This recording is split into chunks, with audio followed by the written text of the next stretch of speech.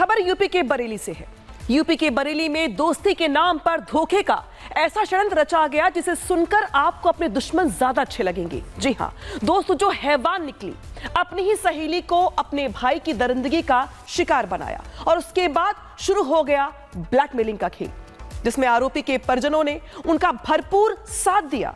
इस रिपोर्ट में दिखाएंगे आपको कि दोस्ती के नाम पर जो सबसे बड़ी साजिश रची गई उसमें कितने बड़े चौंकाने वाले खुलासे हुए। देखिए पूरा मामला क्या समझाता है आपको। बरेली के नवाबगंज में सहेलियों की खौफनाक साजिश सामने आई है।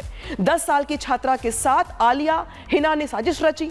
नशीला पदार्थ सुंघाकर नाबालिग छात्रा को बेहोश कर दिया गया। इसके बाद बेहोशी की हालत में हिंदू छात्रा को अपने घर पर ले गई और घर ले जाकर भाई अनस से छात्रा का दुष्कर्म करवाया। विरोध करने पर रेप का अश्लील वीडियो बनाकर धमकी दी और मुंह खोलने पर वीडियो वायरल करने की यहां पर धमकी दी गई, दबाव बनाया गया और सब कुछ यहां पर साजिश के तहत किया गया। कैसे इस तरीके से खौफनाक साजिश को अंजाम दिया गया समझाते हैं आपको इस रिपोर्ट में।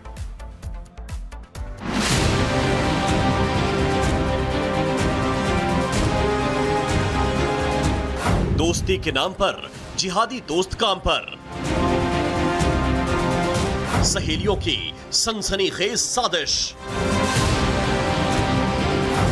दोस्त जो जिहादी निकली, हैवानियत की हदें पार की।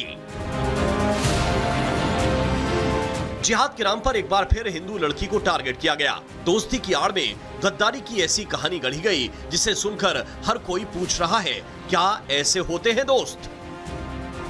खबरों के अनुसार 10वीं की नाबालिग छात्रा को उसकी दोस्त आलिया और हिना ने नशे की दवा देकर पहले तो बेहोश किया और फिर घर ले जाकर अपने भाई से उसका रेप करवाया।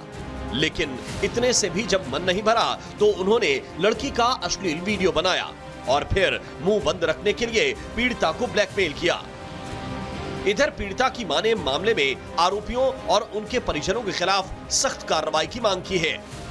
इन्हें सोचा है कि मुस्लिम धर्म में ले आए इस लड़की को, हिंदू धर्म बदल दें।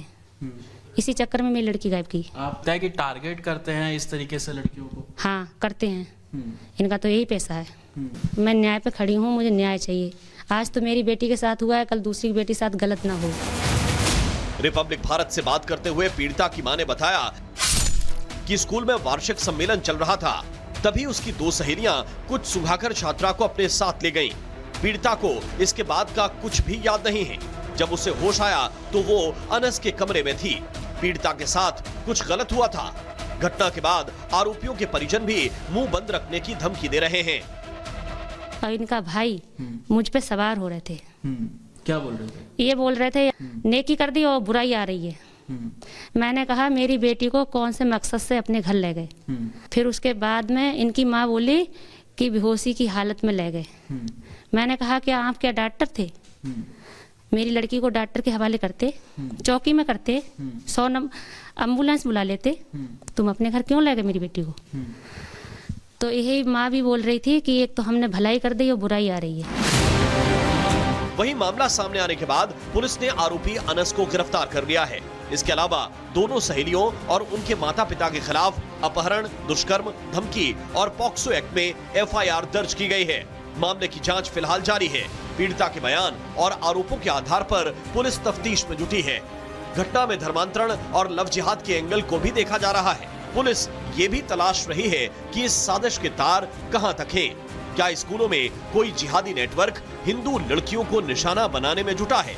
सवाल कई हैं और पुलिस सभी का जवाब तलाश रही है।